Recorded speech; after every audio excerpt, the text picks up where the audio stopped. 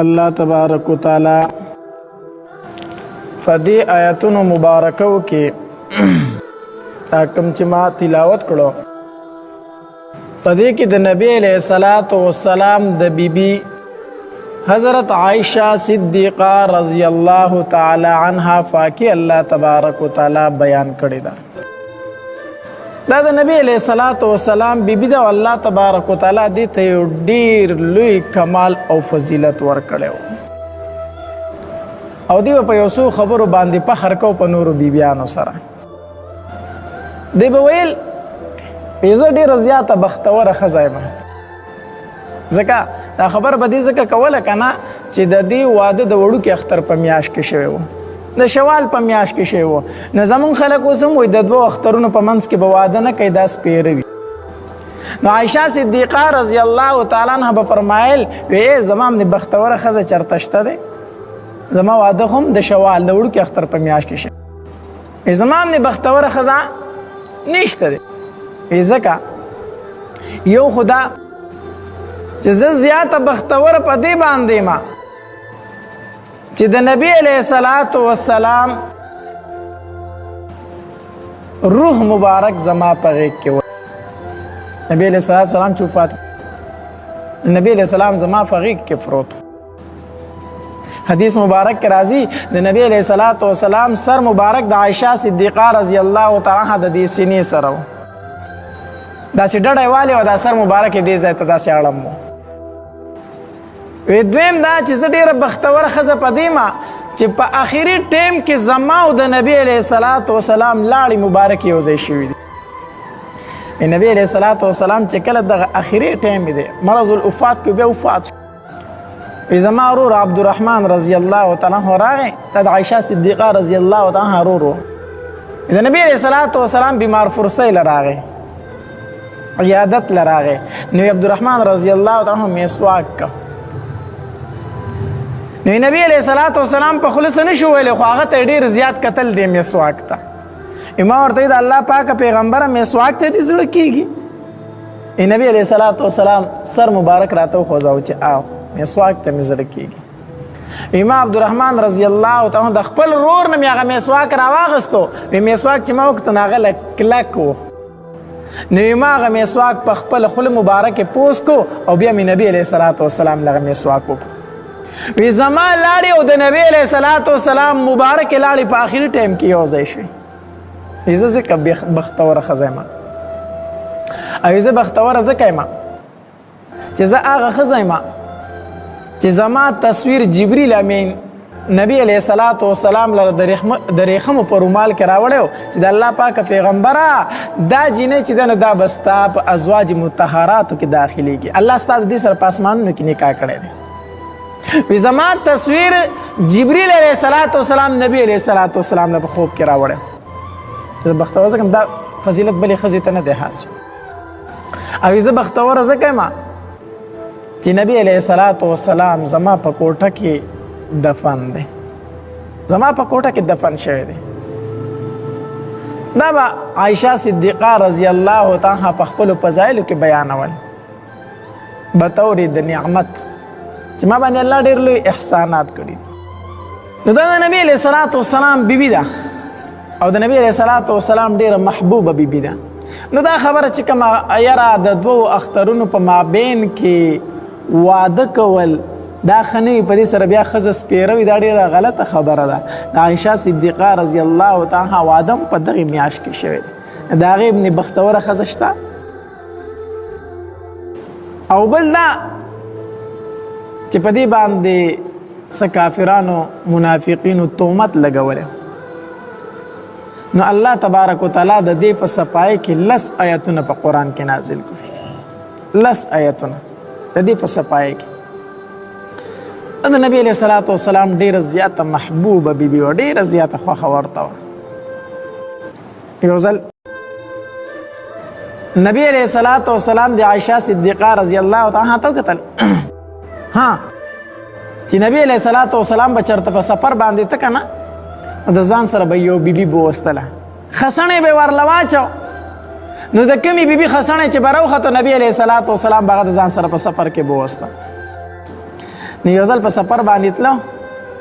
نو داسې په خوشي بیابان باندې ورالو چې په خوشي بیابان ورالو نبی علیہ السلام ګیر چاپېره وکتل صحابه ورته شابه کوي ځئ شابه مخکې وځئ شابه ټول صحابه کرام مخکې لاړو وروسته نبی علیہ الصلوۃ والسلام عائشہ صدیقه رضی الله تعالی عنها وفات شو نبی علیہ الصلوۃ والسلام ورته فرمایي عائشہ وې د منډې مقابله نه کو ورته مینه ده د نبی علیہ الصلوۃ والسلام د دې سره یا عائشہ د منډې مقابله نه کو د الله پاک پیغمبر ولینا نو د نبی علیہ الصلوۃ والسلام عمر د دین زیاتو او دا د بدن نسبک وا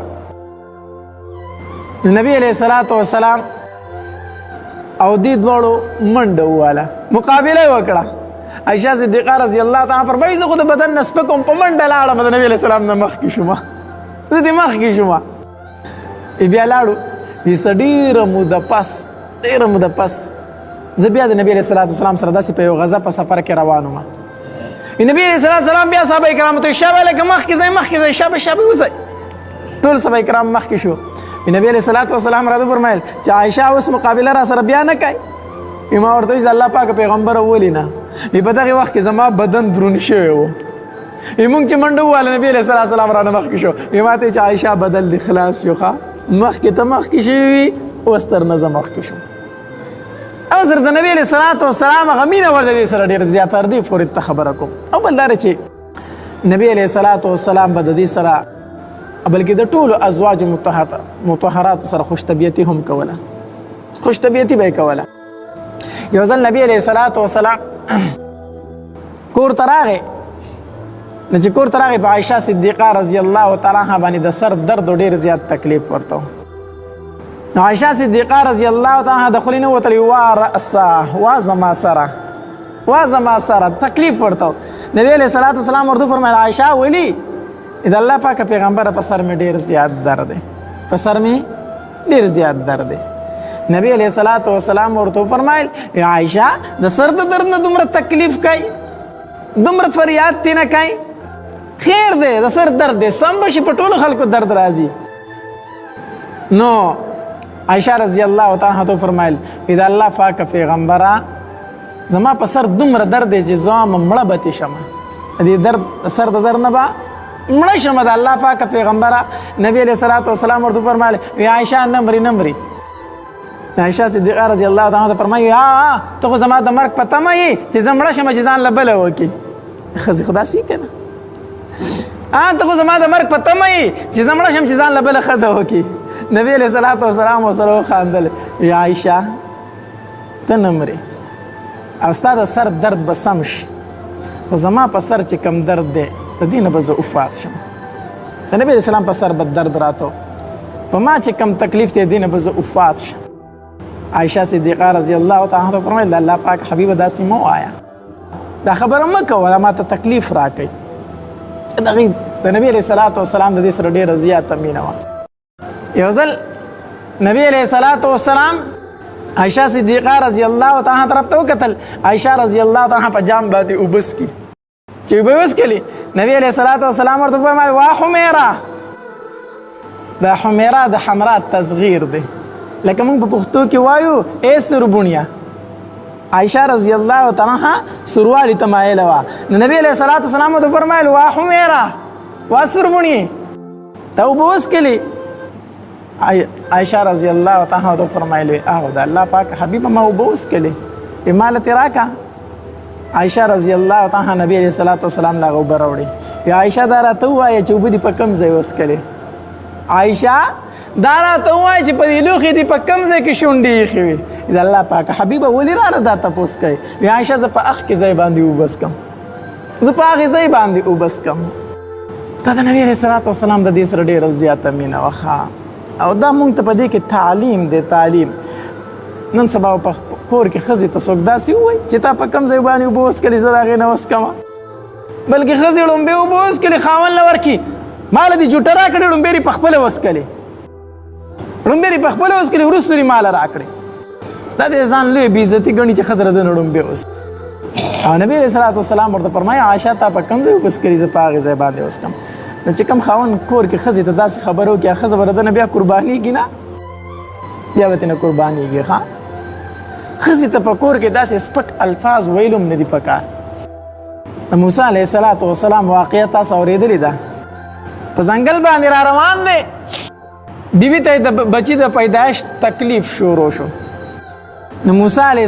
السلام خپل کور والو ته څه وایي؟ وایي تاسو دلته انتظار وکئ او ما اور ولیدو چې لاړ شم تاسو ته اور راوړم، تاسو به تاوده شئ او څوک پوهي لاره به راته وښئ، لاره به راته وښئ. نو څه فرمایي موسی علیه السلام ورته؟ تاسو دلته انتظار وکئ. تاسو دا تاسو لفظ د ادب ټکی دی ښه، دا د اختیار یو سړي ته وایي تو، او چې مشر موږ ورته څه وایو؟ تاسو. موسی علیه السلام خپلې بیبي ته وایي تاسو انتظار وکئ. قرآن کې هغه الفاظ موجود دي چې صیغه د جمع ده. تاسو دلته انتظار وکئ او زه راځم. نو علماو لیکلي دي چې کله ناکله داسې کوه ښه چې ته د ادب الفاظ بیبي ته وایي، هغه به هم تا ته د ادب الفاظ وایي که نه. چې ته ورته سپکې سپورې وایي نو یوه ورځ به درته هغه هم راوګرځي سپکې سپورې به درته وایي، نو بیا به وایي چې ګوره زما یې بېعزتي وکړه. نو ته چې ورله پلار یادوې، مور یادوې، خویندې یادوې، وروڼه یادوې، کنځل ورته کوي. داسې مې پکې لیدلي دي. ډېر خاوندان داسې دي چې د ښځې مور کنځي، پلار کنځي، وروڼه یې کنځي. دې باندې ته ځان لوی غیرتي انسان ښکاري چې ما مې ښځې ته کنځل وکړو. مالا دا ډېر بېوقوفه او زه د اخلاقو نه ورتاو شوی انسان دی. هغه ستا په نکاح کې د مجبوره ده تا ته هېڅ جواب نشي درکولی، خو که د هغې په جواب کې هغې ستا پلار ته کنځل وکړو، ستا مور ته یې کنځل وکړو، برداشت وایي که دا خاونه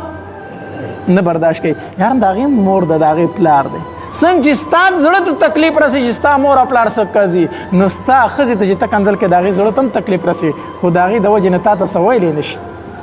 ستا نه مجبوره ده تا ته څه نشي ویلی، ستا سره ژوند دی، خو یاد وساته چې د هغې په زړه کې کومه مینه ده پای کې د کمې راوس.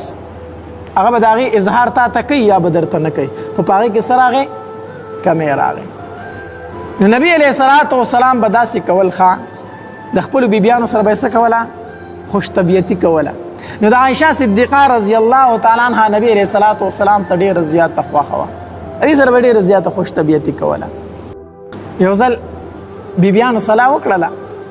وی د نبی علیه السلام چې د عایشه صدیقه رضی الله تعالی عنها سره نمبر وي که نه، نو خلک ولې تحفې ډېرې راوړي، زمونږ نمبر چې نو بیا څوک تحفه نه راوړي. نو په کار دا ده چې زمونږ په نمبر کې هم راوړي چې مونږ ورسره هم خوړلی د نبي علیه السلام سره که نه. نو چې د عایشه نمبر یې هر چا شی راغستی او د هغې کور ته یې راوړي. دا وایي که نه ښځو کې داسې راځي. نو خلکو به د عایشه صدیقه رضی الله تعالی په نمبر کې تحفې ذکر راوړي چې خلکو ته پته وه چې د نبي علیه السلام د عایشه سره ډېره مینه ده. نو خلکو به د هغې په نمبر کې تحفې راوړي چې عایشه صدیقه رضی الله تعالی د نبي علیه السلام سره وخوري. دا خبره دی بیبیانې راغونډې شوې، وی موږ نبي علیه السلام ته وایو چې ته بار خلکو ته ووایه چې ما له تحفې راوړئ نو هر کله راوړئ، داري بیبي په نمبر کې راوړئ، صرف د عایشه په نمبر کې ما ته مه راوړئ، ما ته صرف د عایشه په نمبر کې مه راوړئ. خو دا خبره نبي علیه السلام ته څوک وکړي؟ نو دا خبره وسپارله ام سلمه رضی الله تعالی عنها ته. دا به ام سلمه رضی الله تعالی عنها چې د نبي علیه السلام بیبي وه دا به ورته وکړي. وایي ټیک ده. ام سلمه رضی الله تعالی عنها یو ځل نبي علیه السلام ته وفرمیل د الله پاک حبیبه تا ته د تحفې د عایشه په نمبر کې ډېر راځي، نو ته اعلان وکړه خلکو ته چې دا تحفې ماله هر کله راوړئ، د هغې نمبر ته انتظار مه کوئ. نبی علیه السلام چپ شو، هېڅ ورته ونه وي. بیبیانو دې تپوس وکړو تا زموږ سوال جواب نبی علیه السلام ته کړي دي؟ وي او ما خو ورته کړي دي. وایي څه جواب یې درکړو؟ هېڅ هم ونه وي. ښه وی بیا ورته ووایه. ام سلمه رضی الله تعالی دوباره نبی علیه السلام ته وویل، نبی علیه السلام بیا چپ پاتې شو. بیبیانو ته بیا تپوس وکړو تا زموږ سوال جواب نبی علیه السلام ته رسولی؟ صحیح وي، هېڅ هم نه وي، چپ دی. ښه وایي زه دا خبره مونږ چا ته کوو؟ دا فاطمه رضی الله تعالی عنها ته کوو، هغه به ورته ووایي. نو فاطمه رضی الله تعالی عنها ته د بیبیانو وویل، وی نبی علیه السلام ته ووایه چې د خلکو ته وایي چې ما ته تحفې هر کله راوړئ، د عایشې نمبر ته انتظار مه کوئ، عایشې نمبر ته انتظار مه کوئ. چې فاطمه رضی الله تعالی عنها نبی علیه السلام ته وفرمیل که نه، نو نبی علیه السلام د فاطمه سره ډېره زیاته مینه وه، د دې لور سره ډېره زیاته سخته مینه وه. نو چې فاطمه رضی الله تعالی عنها نبی علیه السلام ته دا خبره وکړه، نو نبی علیه السلام ته وفرمیل ای فاطمه ما ته د عایشې په باب کې تکلیف مه راکوئ، د عایشې په حق کې ما ته تکلیف مه راکوئ. ما خو خلکو تندې ولې چې د هغې په نمبر کې راوړئ، خو خلک یې راوړي، نو دا خو زما ګناه نه دی، ما له ولې تکلیف د هغې په باره کې راکوئ. دا ته نبي علیه السلام د دې سره هغه غیر اختیاري مینه چې ورته وي ښه غیر اختیاري مینه نبی علیه الصلاۃ والسلام به فرمایل وی الله چې کوم زما په وس کې دي